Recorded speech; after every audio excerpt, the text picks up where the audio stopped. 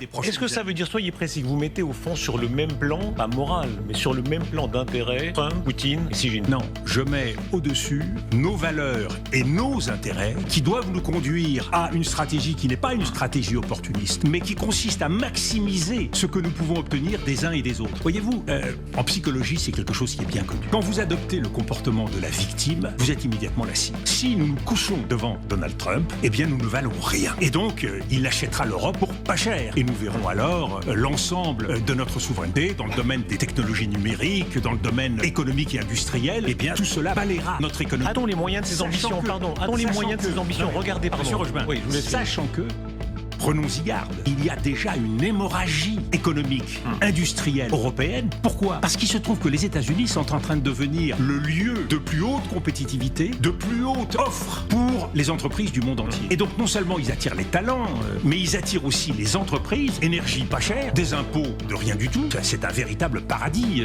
pour les entreprises. Donc vous êtes une entreprise, vous vous dites vaut mieux s'installer là-bas. Là-bas on est protégé, hein, on a le paratonnerre de Donald Trump et on abandonne la vieille Europe et tous ces pays qui ont du mal à se prendre en main. Donc prenons en compte ce risque hémorragique. On le voit pour les jeunes entreprises et on peut le voir pour d'autres. Devrait s'accélérer. Il faut que nous réagissions d'urgence. Et c'est un enjeu de survie pour l'Europe. Que dire à ceux qui reconnaissent